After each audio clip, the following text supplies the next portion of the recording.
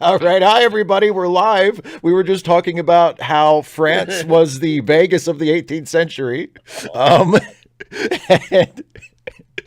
and who knows how many venereal diseases emerged from just purely as a result of American diplomacy in the late 1700s and early 1800s. I'm sure that there are historians who specialize in that. Somebody got a PhD studying that. You know that. Somebody got a Franklin PhD studying. personally decimated 10% of the population of Philadelphia with his syphilis. Versailles was a super spreader site. Yes, it was. Yes, it was. So here we are for another hour to hang out and talk about whatever comes to mind. God help us. Including the filthiest master's thesis. Yes, indeed. Yes, indeed. I mean, yeah. What were the founding fathers coming up to? Oh, I should read more about what they thought about democracy because I think it was mixed. Well, they just had a more limited view of it than we do today. Yeah, they exactly. said, yeah, democracy is great for rich folks. I say they just had a more limited view of what people are. Yeah, they had a more limited view of what a lot of things. Yeah, for sure. Remember, the tyranny of the majority meant they didn't want the majority to actually do anything. They only wanted themselves to do things. The tyranny of the minority apparently is totally fine. Well, as long as they were able to convince themselves that what they were doing was different than what the British had been doing. It was what they were doing was different. Instead of like someone who was just born into it, like royalty, as it were, it's that people who happen to be rich. They kind of gloss over like you had to buy your way in. They was still being born into it. It's just that instead of being born into land and blood, you were born into land and money. Mm-hmm. Yeah. It's all about blood. I mean, really. Right now is a pretty scary moment. Like, because we do have basically an entire party saying, "Hey, you know what? Let's just end democracy. Screw the voters. Let's just let's just award Trump the presidency. Let's just overturn the election. Come on." Thankfully, he's tried like 10 different ways, and they've all failed. He can't even do faithless electors because he didn't do his homework. But now he's fired the entire. What is it? The Board of Defense is like, you do not fire a bunch of your military guys unless you're planning on bringing a bunch of suck ups and it's like and ringers generals. You wanna bring some troops in? Let's pull off a military coup. Yeah, that sounds great, doesn't it? Democracy sucks. Let's just throw it out. That was tried in like in 1934, the business plot against like a FDR or something like that. But all those like billionaires that like didn't want to agree. Millionaires back then, but yeah. Well, they represented the billionaires of the past were called millionaires. Well, the half of the multimillionaires that didn't agree with the New Deal. There was a half that did agree with the New Deal of FDR's plan, but the other half, including the father of the Koch brother, decided, no, let's just what FDR's going to do is commie stuff, which just like fuck them and stuff like that. So they had the business plot. They utterly failed in that, like, of who they like picked to be the guy to become president, because it was like, why are you talking to me? FDR is a great dude of mine. We went all the way back and told FDR about that. But the funny thing is, as far as I know, none of those ever go into jail. Proving of course not. No. Well, some things never change. And instead of basically fomenting a complete overthrow of the government, they co-opted Christianity into basically being a disguised free enterprise. And you've got one nation under God. How corporate America created or invented Christian America. Yeah. If you haven't read that book, you owe it to read that book. They used to call Billy Graham the Teflon pastor because you could see right through him, and he was made by DuPont. Well, I think that's also except you can't see through Teflon. Teflon is not Teflon, Saran wrap. Well, that too. That's an important distinction. Of course, was Billy all that tightly wrapped to begin with? He's kind of stretchy. Yeah. When in his later years, the skin was kind flexible. The skin was a little salafinous in his final years. I think. Yeah, that happened. Franklin though, so he started to spoil. I love that though, salafinous. You like that? A nice word. Thank you, Dana. His son One Franklin, though, bifurcating. is, shall we say, a piece of work. Oh my God. In what way? Yeah, In what way isn't he? in the way that he's a bigoted nightmare. Oh, I've never been one for tests, religious or political or any other. Yeah. But it seems to me that it's such and I consider myself a Christian. It's such a trough of horseshit that they cannot even. Well, they're more interested in hearing what they want to hear than hearing what they say they believe in, which is supposedly love. And it's disgusting. And I'm so glad that we can laugh at it, but it's taken us dangerously to the place of authoritarianism. It's disturbing, and it's not. I am really finished with religion, not spirituality, not my belief in a God, but the very idea to follow people any further when they've proven themselves to be charlatans, hypocrites, and liars. I just don't. I'm not interested in understanding why. I'm simply clear on my choice, but based on what I've seen. Yeah. Well, they've expanded the political bubble to be a politico-religious bubble, which has only increased the danger and increased the isolation from what most of us think of as reality. Yeah. Well, also, I think another reason for the expansion, the tie-in of the American identity to a Christian identity was also part to fight against the godless heathens of the communist USSR, which is how under God was introduced in the Pledge of Allegiance. That was also kind of to come back to the USSR sort of thing. That's how we got "In God We Trust" on our money as well, and stuff like that. Yeah. And so it's just the Cold War, but instead originalist against the atheist propaganda as well. It's also, we can never underestimate the influence of Southern fascists in that. It's also Dixiecrats in the middle of the century. It's also the reason why "And the American Way" was added to Truth and Justice for what Superman fights for. Superman, exactly. We talked about that. What really depresses me some days is just that most of the Christians that I personally know, they believe QAnon. They believe all the conspiracy theories. They believe that Trump won. They believe that heathens look, I'm a Christian too, but they would say that I'm not a real Christian because I'm a Democrat. Well, you're not. They think that I string up babies and drink their blood and their brain juice and all that. They believe all that stuff. I just look at you're not clean shaven. You're not a clean, upstanding young man. You're obviously not a Christian. This is the thing I've realized is kind of the problem with even something like Christianity, is that once you can convince people that there is a man in the sky judging your every move and all that, you can get them to believe anything. Some people like me apparently know when to stop. But a lot of people don't. They just keep going into that hole of crazy. Yeah, I said a long time ago that the second you introduce one irrationality to your worldview, there's no limit to the number of irrationalities that can follow, unless, as you say, you have some degree of self-awareness. I suppose there's a degree of irrationality to all our lives and, bits and places and isolations. But what makes it even worse is when that irrationality becomes popularized and organized. Yeah. I think one of the things that, because I've talked in videos before a couple of times about how the last 4 years, Donald Trump is not really anything new in terms of his policies or his beliefs, but what he has done is he sort of ripped the mask of respectability off of the Republican Party, and yay! Now everybody can see.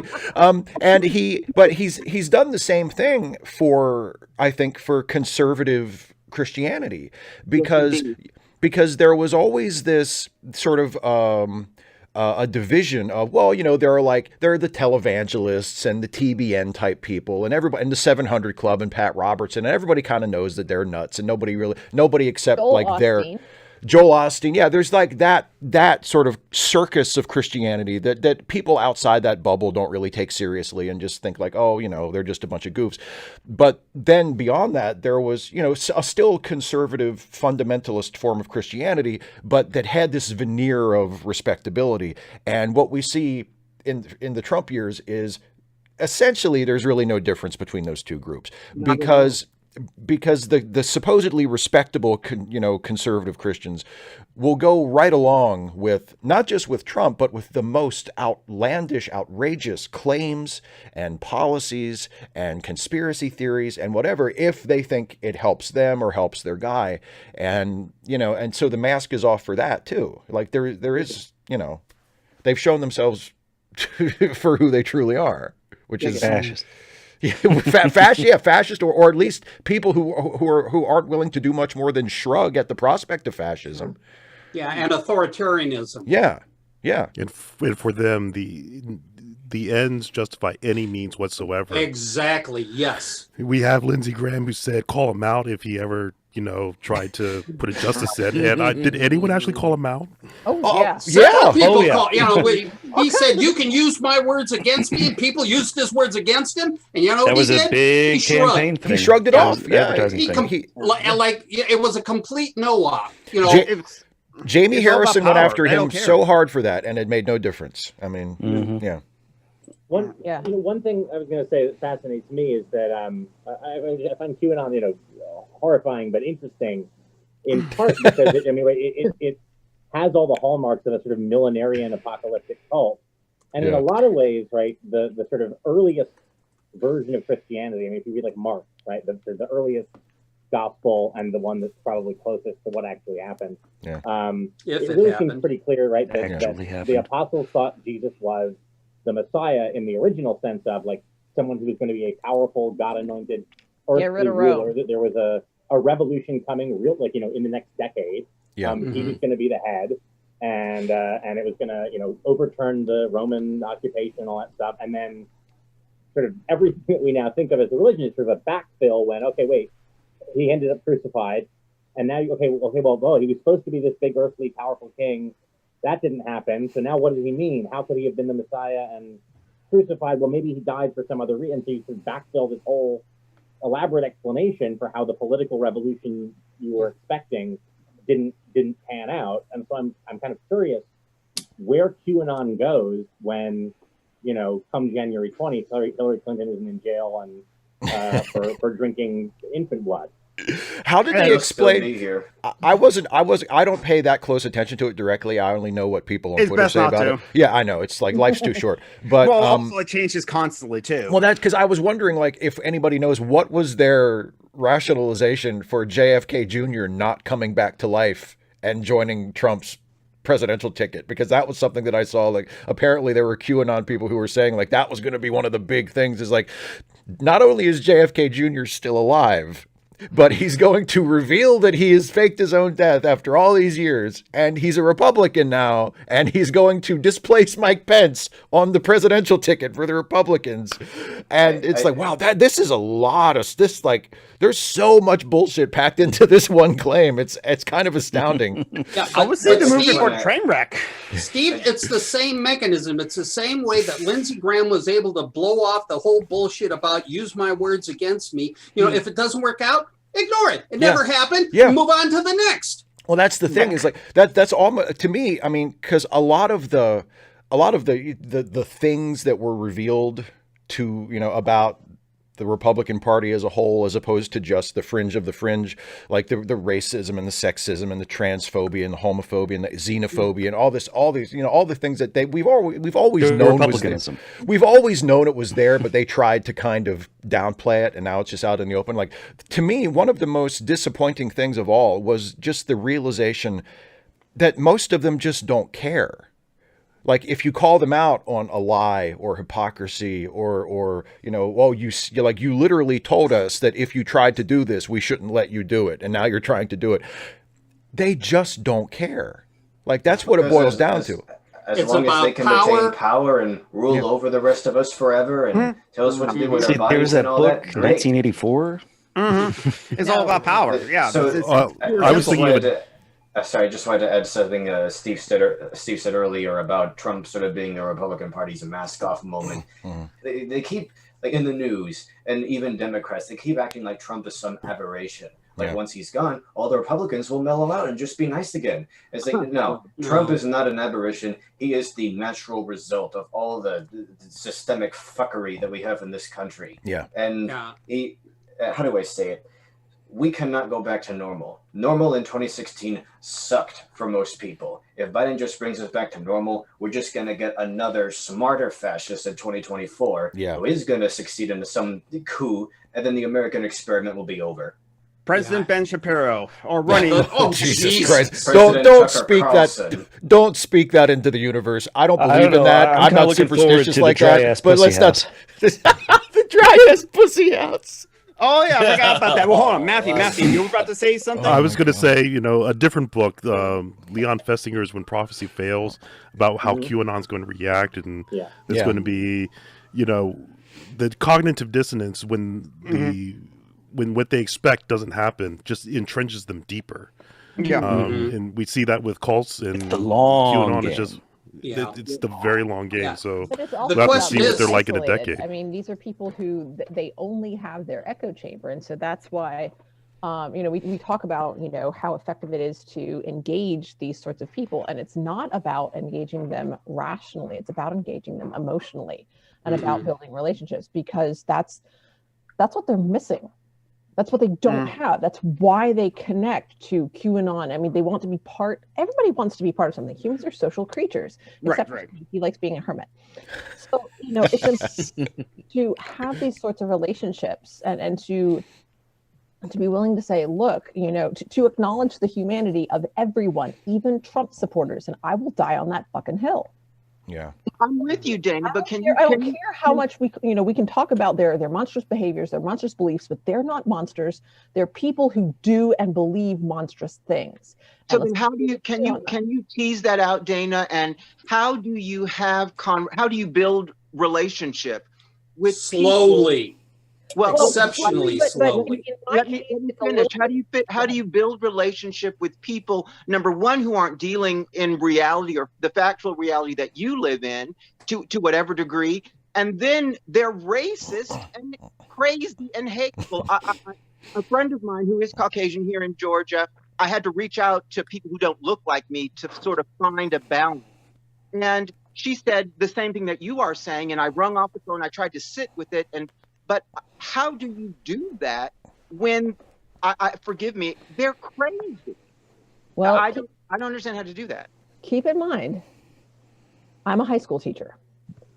And so I literally doing this as part of my job. All right. In North Georgia. Because I have students who are, their parents are in this echo chamber, and so they're surrounded by it. It's like all they know. And I have some, we're in North Georgia near Chattanooga. I have some of them who haven't been to Chattanooga, let alone anywhere else. They haven't been anywhere outside this area. They go mudding, they go hunting, they go fishing, that kind of thing. They're good old boys and girls. Boy, let me tell you about the girls. And of course we're, the population is mostly white, with some Black, Hispanic, and Asian students. A very, very small number of First Peoples or Native descent. Indigenous.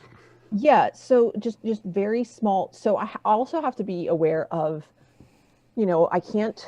There will be racism in my class. It'll come out. It's there. It's not, and ignoring it ain't gonna make it go away. So it's important to acknowledge it and to point out that it's not okay, but to also do so in a way that's not going to cause any what I call splashback on, oh, well, it's that teacher and they can't say. I am an authority figure in the classroom by my position. That authority has been put on me. So they know that if they push back at me, they are taking a risk of, getting written up or whatever. So I want to be careful about that because I don't want to cause problems for somebody else. But at the same time, especially it's a little bit different in this case because of the unequal power balance. I am older, I have more experience, I know what the hell I'm doing. And these are, 15-year-olds. So they're not little kids anymore. They are not completely innocent, but at the same time, they're still going through the process of becoming who they want to be. And so I have the opportunity to encourage them to question that. and to let them know that there are people who care about them, who want them to have a good life and to make choices that make themselves into better people. And it's really all about, you know, starting from looking at where they're at, finding out where they're at, in teacher terms, you know, having a formative tests that inform you about where we're at so that we can make it progress from there. I have students coming to me, they're reading on the 2nd and 3rd grade level. Am I going to hand them like great expectations? Heck no. That wasn't what I hoped for. You know, they won't read that. No. You have to, you know, you have to make progress from where they're at. Now, does that mean that I should just be like, okay, they're reading at a 2nd grade level, they don't flunk class? Also, no. So it's the same sort of idea with bigoted beliefs. You know, they didn't get to those beliefs overnight. You're not going to change them overnight.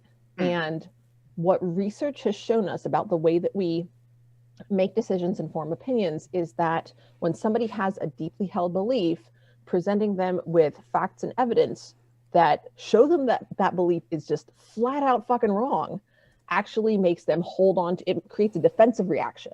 Actually, the backfire effect has been somewhat debunked.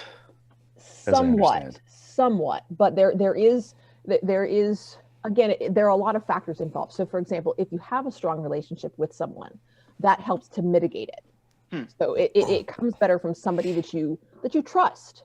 And so it's about the source, and also it depends on the person. Some people are more receptive to more rational information than others.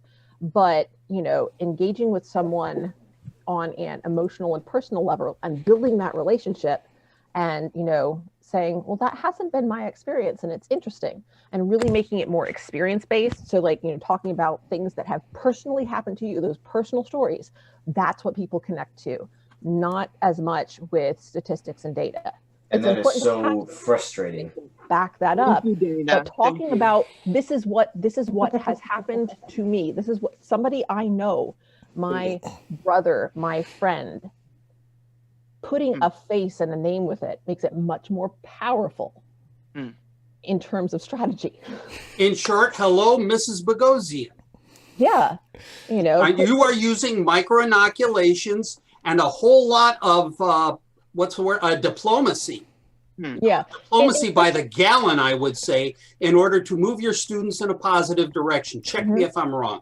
In Christian terms, we talk about planting the seed. You know, Paul talks about that. One person plants the seed, another waters it, and maybe neither of them is going to see the result. And that's what, as progressives, that's our strategy. And, you know, it's not even necessarily about faith, or, I mean, it is about faith. This is about what we believe, what matters to us. And it's a good strategy. Thank you, Dana. You're welcome. Thanks. Can I just draw an analogy to, because I mean, Dana and I have talked about this personally for a long time. And I think if anybody feels personally compelled to try and reach out to Trump supporters and turn them, I'm not going to, like, you know, wrestle you to the ground and say, don't do that. I mean, because I know that it is possible to bring people around and to change people's minds and hearts. But it's not something a lot of work. It's a lot of work. It's a ton of work. But it's a little bit like, I feel like we can draw an analogy to environmental policy. You know, yes, of course, you know, recycle and you know, use longer lasting light bulbs, and don't waste water and don't waste electricity. Like these are things that we as individuals can do to make things better. But I don't know, sounds kind of like an international Jew plot to make the world a better place. Thank you, John. But the overall like the overall problem is so big that it's going to take more than just us as individuals doing little things here and there to fix it. It's going to take broader systemic action. So with Trump supporters, yeah, of course, if there's someone in your family or in your circle of friends that you think can be reached, go for it. But I try with my younger brother. Yeah, but I don't think that is not going to be sufficient. I think they're not mutually exclusive. No, they're not. True. They're not. Which is why I feel completely justified in saying they can all go to hell. Also, like, I don't feel compelled to reach out to them as an individual at all. I'm really mad at them right now. And if they all, if I had the Thanos glove, I would take care of it, you know, and I would take care of it right now. Yeah, and you'd bake your hand in the right side of your face. I know. No, I'd probably, I would Tony Stark, because, like, I mean, spoilers. We have to live with them. I like to curse. Also, your analogy to your analogy to climate change, and that is actually pretty good on that, as well as your general person that you're talking to, your Trump supporter. Individually, they don't actually have a lot of power to do damage. Right. It's just as a mass, and the best way to fight, you know, the Earth being destroyed is not to recycle and to do straw bans and stuff like that. It's to stop the 700 corporations that are causing over 90% of the environmental damage. They wouldn't make as much. They wouldn't make as much money. And they knew it since the 70s. They knew it since the 70s. Their scientists are very good. They've known it since the 50s. And on that note, what do you call it? The people in power are better able to keep their power if they divide people by things like race and that. Thus, the best way to combat that isn't necessarily to change people being individually racist. It's to take away the power of the people who are dividing people. You're here. Yeah, that's why I say I would rather anarchism, no unjustifiable hierarchies. That's why I like Dana says, and she's completely right. I mean, it's not mutually exclusive, but that's why I feel more compelled to worry about winning elections, pushing for systemic reform, talking about how the media should change the way, like, how many think pieces over the last 4 years have there been in major media outlets trying to figure out Trump supporters? Like, that's or normalizing or economically concerned. Yeah, or normalizing or legitimizing some of their like that are just outright conspiracy theories. The like neo-Nazi next door. Yeah, and it's like at a certain point, it goes beyond like a human interest story, and it legitimizes extremism and opens a door for more people to join those ranks. You know, so there are changes that I think we should be pushing for that are so far beyond in terms of politics, in terms of media, in terms of society, that will get us to where, you know, or at least get us closer to where I think we want to be. That you know, go so far beyond what you could accomplish as an individual just trying to make friends with Trump supporters. Yeah. Steve, let me throw something out here. Hang on, let's let Nick was going to say something. Go ahead, Nick. I'm sorry. I just have a couple things to point out. It is so frustrating how every time, you know, like the GOP moves even further right and their voters move even further right, what does the Democratic Party do?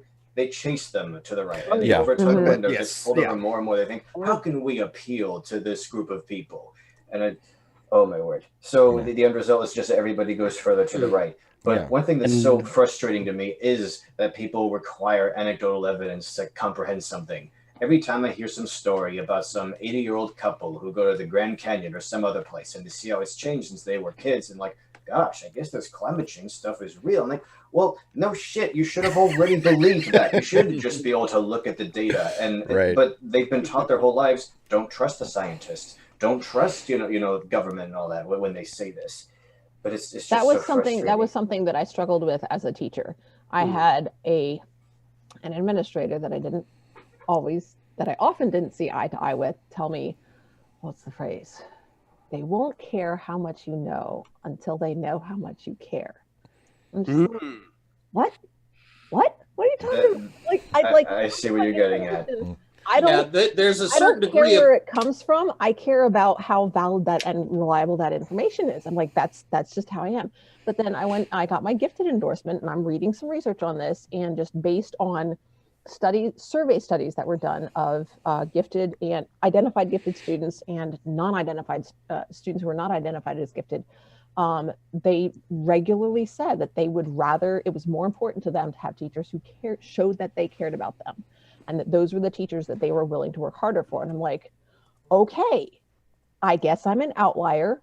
I was wrong about that apparently that's something that is important to students, to do things that show, I mean, I care about them. I'm not a really nurturing individual, but I can be more effective by doing things that show that I care.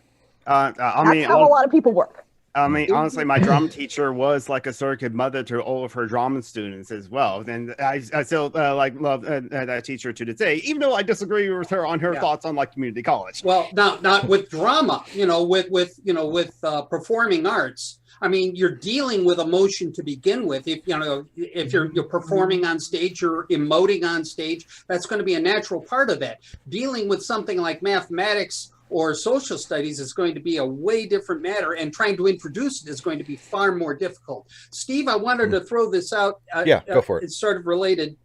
The one thing I can't help but, now you can, again, check me on this if you think I'm full of beans, but it seems to me like from the last 4 years, the Overton window moved a lot more easily to the right than it's going to be to try to move it back to the left, with the Biden administration. Part of that, I think, is owing to the fact that people don't like change very well. And of course, Trump's whole appeal to, make America great again, basically dog whistle for let's go back to the 50s. Yeah. 1950s or 1850s? Yeah, or 1750s. The point being, trying to move the Overton window back to the left, trying to be progressive, is going to be one hell of a struggle. At least so it seems to me. And I mean, it'd be great to have all these policies, but I think the more you try to push them, the greater the blowback is going to be. Well, I mean, I agree with you. And I think it's still worth doing. But go ahead. Absolutely. I'm not going to argue that it's not worth doing. I'm just saying that it's, again, very much like with Dana's situation with her students. It's got to be a very slow, step-by-step, very deliberate process. You keep pushing. You keep going. You make some progress and you keep going. So it's like American History X. You lock them up in a small place and you torture them until they agree with you. And John, you progressive son of a bitch. And Avery Brooks is there for like 2 scenes. Steve Shives endorses conversion therapy. Thank you. Appreciate that. I mean, John Brock was an anarchist too. Go ahead, Nick. Go ahead, Nick. Sorry, there was just one other thing. Okay, so, all right, so I don't feel I or anybody here owes Trump supporters your QAnon shit. But I still want them to have health care and a living wage. That's the thing. They don't understand that. They think, Trump, he hates all the blue states because they didn't vote for him, and that's just the way it's supposed to be. You punish the states that don't line up with you. You punish the communities that don't line up with you. And that's just foolish. But that's what they think we're like. They think that when we come into power, we're going to give like all our people, all Democrats, better health care and wages and all that, but not Republicans. And it's just BS. Like I want to give all of America those things, but they think that the rest of us want to round them up into camps. They think that, we, did slavery, we colonized America and all that. So obviously people of color, once there are too many of them, once we hit a critical mass of their birth rates, they're going to turn on us and do all that stuff to us that we did to them. And it's the stupidest belief, but that's what they have a zero-sum game mentality. Yeah. They think that one person cannot get without another person. They really do think the rest of the world is out to get them and that they're going to die. That also says to me that rational thought, and then I guess this goes to Dana and possibly Biden's point about empathy, but rational thought, because we can see with the Affordable Care Act that wasn't limited to Black people or gay people only or Asians. That was for Americans. And those Americans that are Trump supporters that have used and are still using it aren't rationally thinking that, that happened under a Democratic administration, and thus maybe all things Democratic aren't evil. I don't think that that any rational thought is involved, especially when I can look at you and see that you're my enemy based upon your height or what clothes you're wearing. That's not rational. So I think that possibly if they're like Trump, because rationally you would think when you recognize you've lost, let me just concede, let me move out of the way, whether I like it or not. Those are rational thoughts. They're not rational people. So possibly, and I was sort of bristling, Dana, initially, but maybe empathy is the best way not to change, but to sort of begin the softening process that we might not see. we might. I'm not talking about it from like I'm really. I mean, yes, there is the humanitarian aspect of it, but I'm talking just from a strategic point. Just in terms of getting what I want. That's the most effective way to do it. Strategery. And the thing to keep in mind too is you've also got the issue of the dichotomy between Obamacare and the Affordable Care Act. People talk about, oh, let's get rid of Obamacare, but boy, I sure love this Affordable Care Act. And they fail to recognize they're two different potato. Yeah. It's propaganda. It's effective propaganda. And the thing is, like Hitler said, that Americans' propaganda system is the most effective system. And remember that the thing is also what Hitler was like studying for like his eugenicist programs. He studied that from America. So when you dig deeper to the Nazi stuff, you can see the who's really behind this. Oh my gosh, this all the time. And this is a country that said in the chat built off of white supremacy, cis-hetero patriarchy. And yes, there's been improvements that have been made. Look. But the system as it is, it was built off that. It's kind of still there. Remnants of it's still there. At least the Nazis were cool enough to pay us back for that by helping us get our space program off the ground. I mean, that's you got to give them. Let's that hear it much. for Werner von Braun. Werner von Braun, a good. Oh, okay. I see what you mean. And then he made he even made some TV shows for Disney. So I mean, he I mean, the slave labor thing, like that was bad, but come on, Disney. Sure is a stretch for a silver lining. We know the real reason for the space program is that if you can put a man on the moon, you can put a nuke in the middle of a city.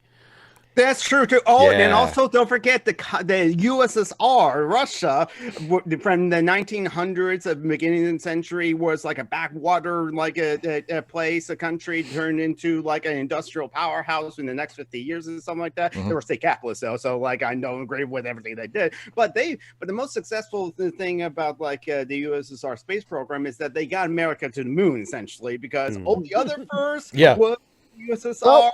The only we can't let them do it. Exactly. So exactly. It's just one last thing I forgot earlier, but it goes back to QAnon, and I kind of delved into this last time, but it's how it just skyrocketed this year. It's the rhetoric war, the culture war. It is an uphill battle for us because the right wing is so much better at gaming social media to push their message out because they're willing to lie. Yeah, and the entire social media landscape, all the algorithms are set up, they're designed in such a way that just so happens to be really good for propaganda and radicalizing people. And what happened earlier this year when we had to quarantine for a few months, which did have to happen, it was necessary, but what happened? Still hasn't happened now. People got into their echo chambers. You had all these conspiratorial people who weren't listening to their coworkers or other people who may be able to talk them out of it. They just went on Facebook all the time, and the algorithms drove them into more and more extreme versions of what they were already hearing, and that became all they were consuming. It's like with Fox News. People who just watch that, all they ever hear is, oh, well, Trump is great. Trump didn't commit any crimes. The libs are crazy. And so they think, oh, I guess that's just how it is. They're just not curious. Like they aren't neck deep in politics the way some of us are. Well, the thing is too, you're also dealing with people who are dealing in simple concepts, which is what the GOP has been working with. The whole Make America Great Again, tax cuts. They don't feel like they need to deal in nuance, so they don't. Whereas the Democrats were, trying to be, taking a progressive point of view that requires nuance. The point is, and nuance does not come across in a 30-second soundbite. The point is, our society, our modern society right now, social media and all that, it is structured to radicalize people, to drive them into this rabbit hole. And that's why it's so hard, like on an individual, to pull them out. Well, I mean, there was some push to I don't know if they were going to say to require that political ads on social media be fact-based, that they not have spin. No, that is an anti-Republican bias. How dare you? How dare I just like this? I mean, sure, I don't care if it's anti-Republican bias, but they pushed. I think Warren was pushing for it, and that's one of the things that I disagreed with her on, because the thing is, on mass media, radio and TV, newspaper, billboards, they don't have that requirement, and I think the fairness doctrine was I do think the fairness doctrine should apply. I do think truth in advertising should apply to political ads. Yeah, but well, for the God's fairness- sake, let's put it across all platforms. Yeah. Why Yeah. not? Yeah, Definitely. the problem is the fairness doctrine was voted out, what, back in the 80s? Yeah. Exactly. Reagan eliminated it. Julian, you were going to say Exactly. something? Well, so I was going to say on TV they have the opposite requirement. Yeah. That is, television stations are required to run political ads as is from candidates. Yes. Yeah. As is. Yes. They can't say this is a lie. We don't want to air it. Mhm. Yeah. So we Yeah. can roll that Which- back. Yeah. I Can think- we? I think it's- Which makes if it's it an advertisement, unlikely. it should be an advertisement. That's an it should have this requirement. If it's an ad, it's an ad. You know, I don't think the fairness doctrine would survive constitutional review today, and I think that would frankly be the correct First Amendment, interpretation. Yeah. And yet we have a situation now where Twitter and to a certain degree Facebook are being more critical about the ads that are being put up than television media are. I mean, since when does television media throw something up that says this isn't necessarily accurate in a 30-second ad? Mm-hmm. Yeah, that's Fox amazing every to time me they say something from Democrats. Yeah, for real.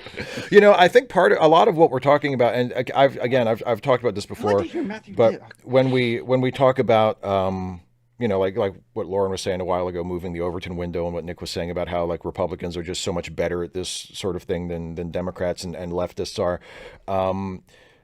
Republicans never ever chase us. We are always chasing Republicans. And I mean, in terms of trying to persuade them, in terms of trying to get them on our side, get them to vote for us, they never, ever, ever court us. They demonize us, they vilify us, they blame us for all of the problems, and we continue to chase after them and to try and win them to our side. And the white suburban and and suburbanites. And I think part of that is that the worldview that you tend to have if you are a more liberal or left-leaning person is a more empathetic worldview.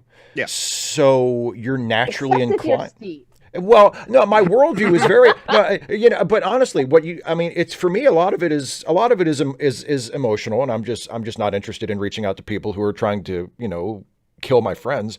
Yeah, fair. But, but also, I mean, there is a strategy to it. Is that I honestly think that for the most part, it's just a waste of time. Like, I just don't think that's how we're going to win. So I don't feel compelled to spend any time doing it. But it's the fact that we're constantly chasing after them because we have this more empathetic worldview. And also that the Democratic Party, which for better or worse, and often it's for the worse, is the more left-leaning party in the country, is just so bad at taking credit at taking credit for its victories, at selling its policies, like what we were talking about a few minutes ago about universal health care. Nick saying like a lot of Republicans think that somehow they would be punished. I mean, how? And maybe they don't say it because they think it's too basic, because they think it goes without saying, but I don't think it does for a lot of people. Universal health care means everybody gets it. Like, except white people. Except white people, which is completely fair.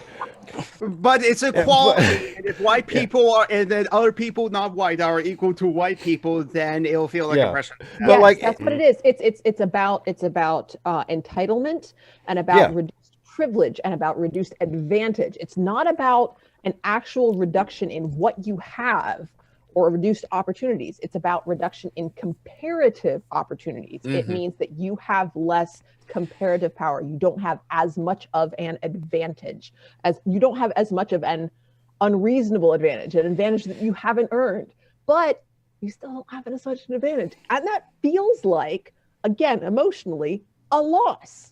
Well, that's Tifa's breasts are smaller. It's the old equation again of when you're expected to have the same empowerment as everybody else when you've been sitting up on top of the pedestal. Mm-hmm. It feels like persecution. Yeah. What were you saying, Carl? People in North Georgia. Thank you, Steve. Those people, Dana, in North Georgia, those families, and I'm going to look specifically at those white working class and impoverished families that are feeling students.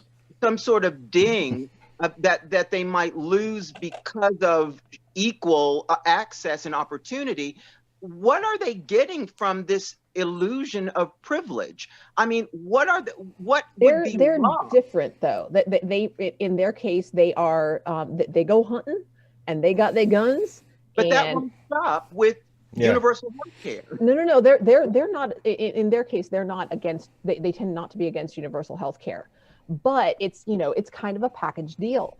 They're concerned about loss of it. They tend to run very libertarian. Thank you, Joe Jorgensen, because let me tell you, those votes would have gone to Trump. Those votes and I have so many former students who voted for Joe Jorgensen, and they talked about it on Facebook. I didn't say nothing. Oh my God! Thank you for throwing your votes away. So much. Because Trump would have absolutely won Georgia. Oh my God, if she hadn't run, or if there hadn't been a strong libertarian candidate. But yeah, that's a big one. Losing their firearms, but also just even back, I knocked on doors for Stacey Abrams.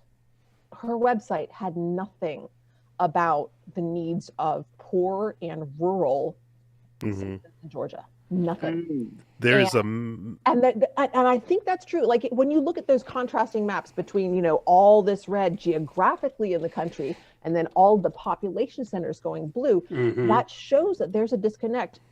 Rural Americans feel like Democrats don't have ignore them completely. They do. Completely. Yeah. And I think there's and that's another reason that I'm as willing as I am to reach out and pull in. And my students, will say, well, that we have for my homeroom, we have Whatever Wednesday. They get to ask me any school appropriate question that hasn't already been asked before. And then I'll look at them on Thursday. Sometimes I got to look stuff up like which team's going to win the basketball championship. I don't know. So and then on Friday, I'll answer it. Well, I'll look up and see, what are the projections, and those sorts of things.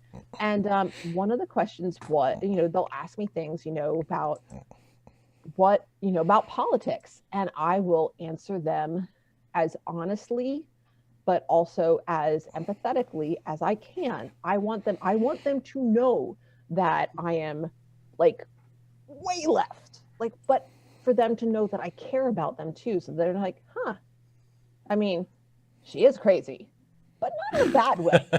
I want them to look at me. I want them to see a leftist, and I want them to see me as someone who cares about them. And that's kind of the biggest, that's something that I can do.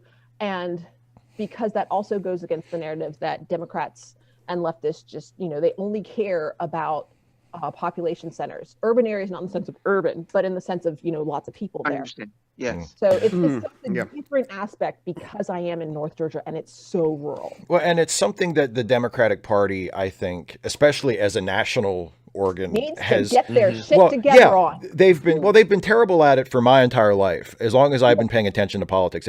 Because the Democrat, and also it's not just, it's a matter of marketing and of telling the story, and it's also a matter of then sticking to it and trying really hard to get things done when they do have the power to do it, which they also haven't always been great at. But to tell the story of when we say we want to raise wages, we mean for everybody, for rural people too. When we say we want to increase access to education, we mean for everybody. Healthcare for everybody. If we want to, that's all elitist nonsense. Everybody should be ignorant and sick. We want to protect the environment, and that's going to benefit everybody. Especially if you are a rural person, and you go fishing, you go hunting. You don't just go fishing. You need to be able to raise crops. A lot of that space goes to farming. Yeah, farming. Yeah, and farming, is starting to get critical. I mean, we're having an issue here in Ohio. I'm a fan of food. Yeah, so am I. It's pretty good. It's become something of a habit with me. I'm sorry to say, but it's we've had an issue with algae blooms here in Ohio, especially in northwestern Ohio for the longest time, because of the misapplication of phosphorus products. Fertilizer. Fertilizer. Plain and simple fertilizer. So, and that's got to be dealt with one way or the other, because I sort of like to keep Lake Erie alive. Thank you very much. About 2 weeks back on the Bituation Room, They had Jonathan Smucker on as a guest, an organizer, a union organizer, and so on. He helped win Pennsylvania for Biden. And he said that one of the big problems with the Democratic leadership is that they would rather keep their jobs in a party that loses than lose their jobs in a party that wins. Yeah. Here's the thing I think about that. there's fear behind a lot of it. There's They fear need to- that they the need to devil go. you know They're is better than the infected. devil that you don't. So- Nick, you were about to say? Yes. So this is the thing that bugs me is dirty money in politics. We all kind of know it's there. It's just some people seem to think it's okay. But let's call it what it is. It's bribes. We call them campaign contributions. We call them independent expenditures. But it's lobbyists and giant corporations, paying them to basically scratch their back. But here's the thing. In two words, Citizens United. But here's the thing. The Republican Party will always line up a little more with their ideals than the Democrats do. So they pay the Republicans a little bit more. They give them a larger megaphone to get their message out there with. So the Democrats are basically being paid to lose, to fight less hard. And this is why it's so frustrating when people like me want them to get fired up, the way Republicans do. We want them to punch below the belt instead of this when they go low, we go high attitude. They always speak so softly because they're worried that if they're too aggressive, they'll be just as bad. But it's because if they are too aggressive or progressive, their donors will yell at them. Yeah. Well, I tell you, one of the frustrating things for me as a Democrat is when Trump first introduced the Muslim ban, which, to remind everybody, was his first week in office. It was literally one of the very first things he did was try to ban travel from Muslim countries. And then, Wasn't it like day 4? It was very early on. When that happened, when the story broke about family separation at the southern border, when all of these crises happened, a lot of Democratic legislators, including my member of Congress and my senators here in Maryland, showed up and we're doing great work, and we're speaking out, and we're standing tall, and I was so proud of them. And then I had to stop and go, yeah, this is great. You're doing this now in this moment of crisis. Why couldn't you all have fought a little harder leading up to this so that it didn't get to this point? Because that's like Nick was saying before, all these little points of frustration. It's a difficult story to tell because if you fought harder all the way along at every step, then maybe we wouldn't get to these moments of crisis. And yeah, it's great that when we have a moment of crisis, we can count on you to show up and do it. But your ability to do something is limited at that point because the Republicans have taken over everything. So yeah, you can let the people know that, hey, your Democratic senators and representatives stand with you and we're going to do everything we can. Well, but you might be able to do more than just but that applies to us as well. It does. Oh, absolutely, it does. As pointed out, there's going to be, now that Biden is not yet officially the president-elect, but going to be confirmed pretty soon here. Yeah. There's going to be a push. What's the next election? Well, and let's not forget that yes, we want to we do want to have a good turnout for the midterms, but there are other things that we can be doing in the meantime. Yeah. Oh, yeah. And a lot of those things will determine whether or not turnout for the midterms is high as well. So even if you are primarily worried about the next election, there's still stuff that should be being done right now. Don't sit on your duff until then. Yeah, absolutely. Absolutely. Yeah. Oh, I feel like the first focus has to be so much like anti-corruption measures to prevent this from happening again, take all of the norms that we were following before and encode them in law. So we can't get just a straight up con man in there anymore. I'm looking forward to, after his first week or two in office, Biden coming out for a news conference and he has to shake his hand because it's so sore from signing executive orders just to rescind all the bullshit executive orders that Trump put into place. Or just one that says every executive order signed by Donald Trump is now null and void. We're resetting everything back. I will point out that when you sign a lot, your signature sort of simplifies as somebody who signs. Yes. Why Donald Trump's is just it's just Exactly. It's mine is D cold. It takes just like bloop. half a second. Yeah. I worked at a gas station for credit card receipts. I don't care what it looks like. I'm not going to compare it to like the your ID or the back of the credit card. It just has to be a scribble. That's all I care. But, You don't check ID?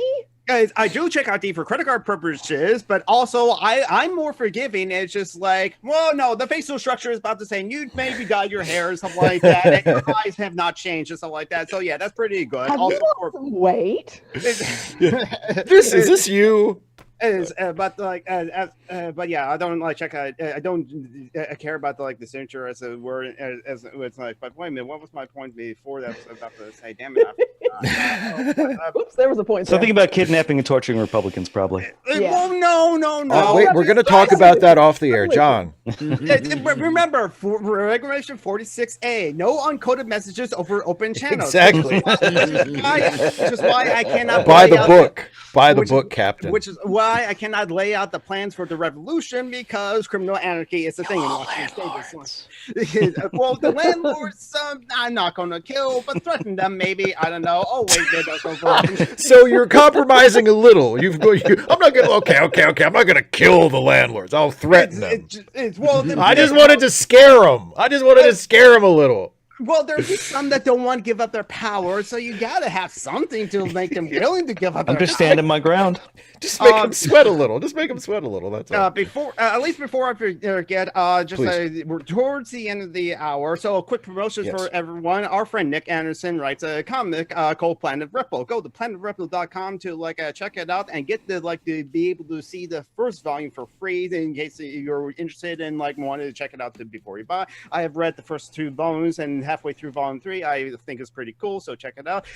John Brockman is part of a podcast, a D&D podcast called Dungeons and Debacles. It's a heck of a lot of fun, very, very different than our other podcast, which has now moved to Sundays, Social Justice Alchemy. So basically, in the next hour, we're going to be broadcasting live on the YouTube channel, Social Justice Alchemy. So check that out. The link to the latest episode is right there, and number 124. TF even is France. The fuck is even France? I'm already in the lobby. Yes, yeah, you are. Social Justice Alchemy is now on we're recording live on Sundays at 2 p.m. Eastern, so check that out. We have it on the podcast as well, so you can, in case you didn't catch it live, you can always listen to the podcast portion of it. And also, for the next episode, we have John Parker. Did you finish up the new intro for the thing? I recorded it.